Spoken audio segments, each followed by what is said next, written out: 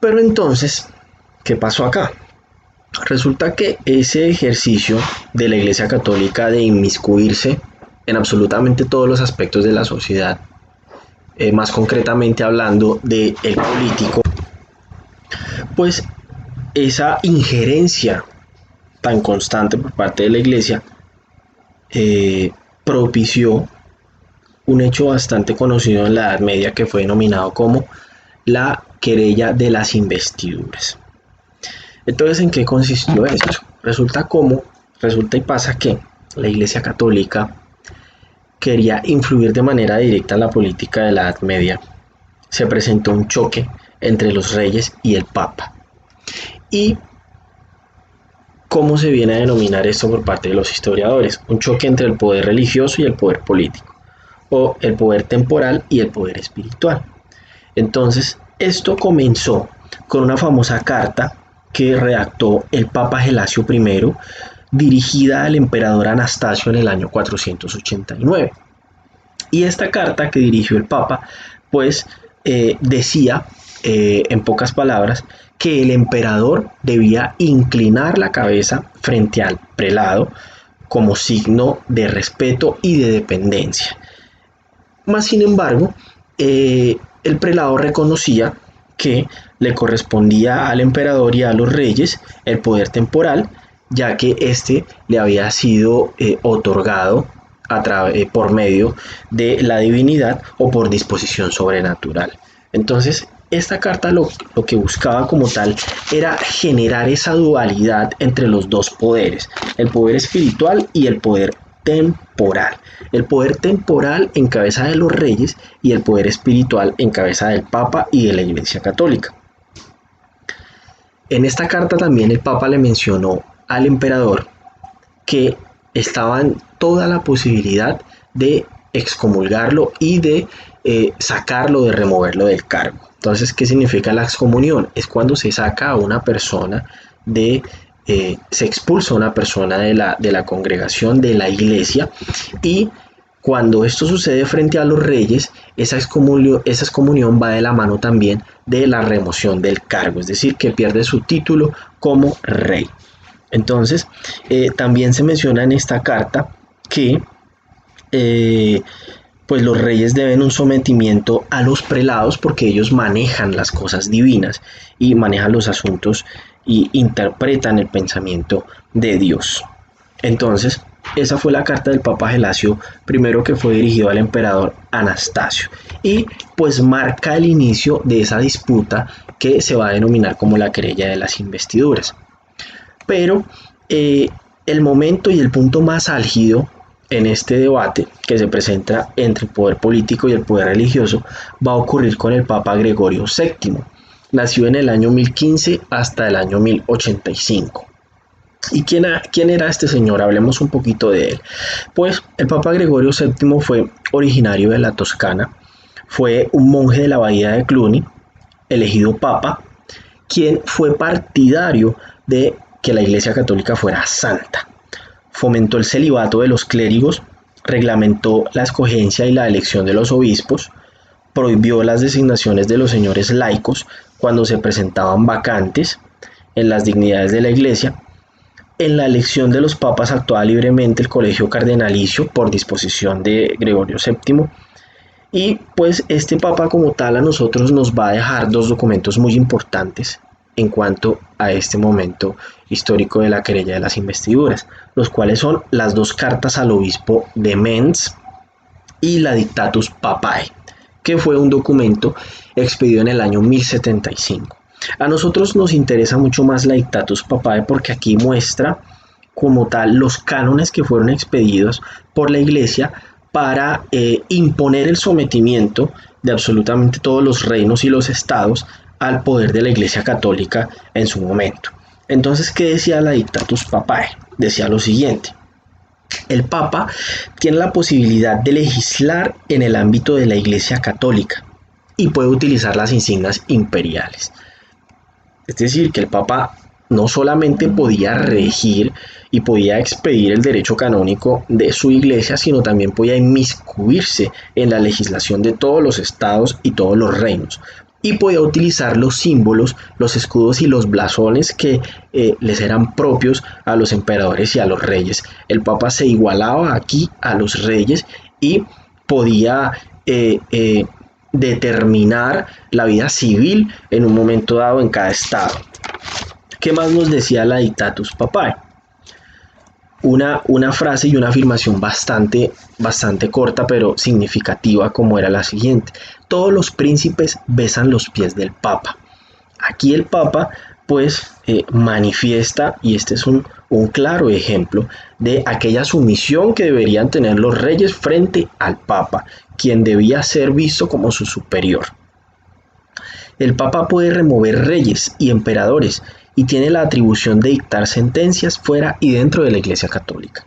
El Papa no solamente era juez dentro de su propia iglesia, sino dentro de absolutamente todos los reinos de la Edad Media. Y podía dirimir los conflictos que se suscitaban no solamente dentro de su organización, su congregación, sino absolutamente en todas las organizaciones políticas que hacían parte de Europa en la época medieval. Otro canon importante de la Dictatus Papae es que el Papa podía desligar a los súbditos del juramento de obediencia a reyes injustos. ¿Y cuál era el juramento? Recordemos que en la Edad Media todo estaba regido por los simbolismos y las solemnidades, y el juramento era aquel que hacía un vasallo respecto a su señor o de los señores frente al rey, en el que se sometían a cumplirle y obedecerle absolutamente en todos los designios del señor o del rey. Y pues estos juramentos eran perpetuos. Estos juramentos no podían ser quebrantados sino exclusivamente por la muerte del señor o por la muerte del vasallo.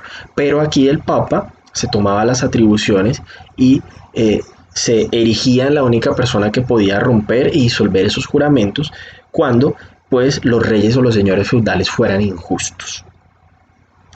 También el Papa tenía el derecho a excomulgar. El Papa tenía el derecho a excomulgar a los reyes, y esta excomunión pues iba de la mano con el derecho a deponerlos del cargo, es decir, de su propio reinado. Bueno, entonces, ¿qué otra consigna tenía la Dictatus Papae? El Papa es monarca absoluto por derecho divino, quien tiene el poder ejecutivo, legislativo y judicial. Entonces, aquí, como podemos observar, el Papa se erigía en el monarca absoluto del mundo y se elevaba inclusive por encima de los reyes, asumiendo para sí el poder ejecutivo, el poder legislativo y el judicial. Es decir, aquí podemos ver una figura absoluta totalmente, que entraremos en su momento, en su oportunidad, cuando lleguemos a la Edad Moderna y analicemos en qué consistían las monarquías absolutistas. Entonces, cuando el Papa expidió este documento, que fue en el año 1074, pues la gran mayoría de los reyes de Europa se le opusieron, en especial el señor Enrique IV, rey de Alemania o del Sacro Imperio Romano Germánico. Entonces, ¿qué hizo el señor Enrique IV? Él le contestó al Papa y le envió una carta afirmándole que él solamente podía ser depuesto, o él solamente podía primero, él solamente podía ser juzgado por Dios, y que solamente podía ser depuesto por Dios mismo, por cuanto el reino se lo había otorgado la misma divinidad directamente. Entonces, como en signo de rebeldía y en signo de desobediencia, el señor Enrique IV organizó un concilio con obispos.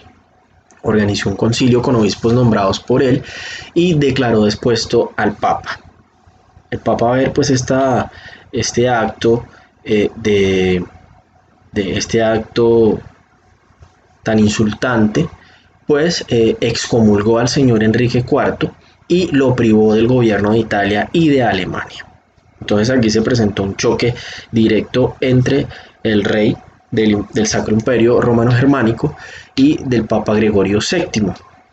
Esto generó una guerra civil interna en Alemania, por cuanto los príncipes tomaron partido en favor del Papa, y pues los príncipes de Alemania nombraron a su propio rey, que fue el señor Rodolfo de Suabia, desatándose una guerra interna en Alemania entre Enrique IV, el rey en ejercicio, y el nuevo nombrado por los demás príncipes, que era el señor Rodolfo de Suabia. Esta guerra civil interna iba a ser ganada por el señor Enrique IV, y una vez libró esta batalla, pues acudió a la ciudad de Roma para capturar al Papa Gregorio VII. Y al Papa no le quedó más remedio que salir exiliado de la ciudad, y moriría el señor Gregorio VII en el destierro. Entonces, ¿qué sucedió con la querella de las investiduras?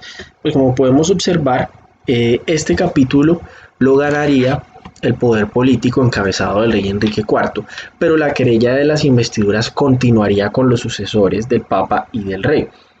Y esta querella continuaría con el Papa Víctor III, Urbano II, Pascual II y Calixto II. Entonces, llegaría a su fin con la firma del Concordato de Worms entre el Papa Calixto II y el rey Enrique V, el sucesor de Enrique IV. Y este concordato, ¿qué fue lo que pactó? ¿En qué consistió? Pues aquí las dos dignidades se pusieron de acuerdo y se repartieron las competencias. Al Papa le concierne exclusivamente nombrar a sus obispos. El Papa es el único que lo puede hacer, puede dar la investidura a los obispos. Por su parte, el rey puede dar la investidura de los laicos, es decir, puede nombrar a sus ministros y a sus consejeros. Entonces, estas eran competencias claramente definidas y separadas. Y esa investidura del Papa era simbolizada por el báculo y por el anillo. Y la investidura del rey era simbolizada por el cetro y por la corona. Aquí quedaron claramente delimitados las divisiones entre el poder temporal y el poder religioso. Entonces, digamos que este concordato de Worms pues sirvió para poder ponerle un alto en el camino a esa confrontación y a esa lucha de poder que se presentaba entre la Iglesia Católica y los reyes de aquella época. No obstante, este concordato fue ratificado más adelante por el Concilio de Letrán en el año 1123, pues que recogía lo más importante del concordato y ratificaba esa división entre funciones y competencias de ambas dignidades. Posteriormente, la querella de las investiduras quiso ser reabierta por las teorías formuladas por el señor San Bernardo de Claraval. ¿Y qué nos decía San Bernardo de Claraval? Nacido en el año 1091 y hasta el año 1153, su fecha de fallecimiento. ¿Qué decía el señor San Bernardo y su famosa teoría de las dos espadas? Inicialmente debemos mencionar que el objetivo de la teoría de las dos espadas era que la Iglesia Católica mantuviera su independencia y autonomía respecto a la influencia o a la injerencia de los demás gobiernos, de los demás reyes.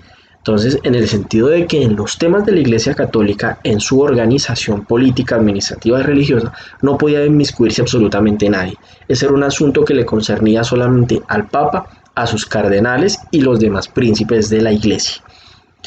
Por su parte, también esta teoría de las dos espadas le sirvió a la Iglesia Católica para seguir erigiéndose en superior de los estados y de los reyes de la época. ¿Por qué? Porque decía lo siguiente. Resulta que dice la leyenda, que Dios entregó dos espadas a la humanidad.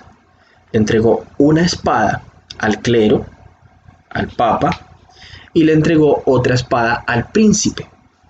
Pero la espada que entregó al príncipe lo hizo por intermedio o a través de la Iglesia.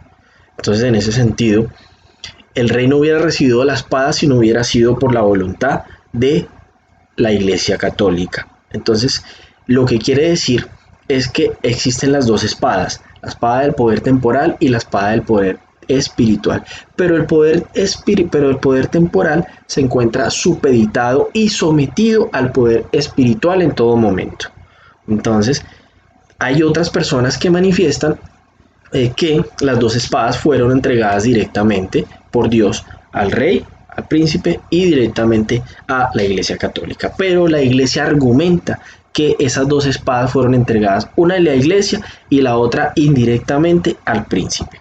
Y que por causa de esto es que se justifica la superioridad de la Iglesia respecto al poder político.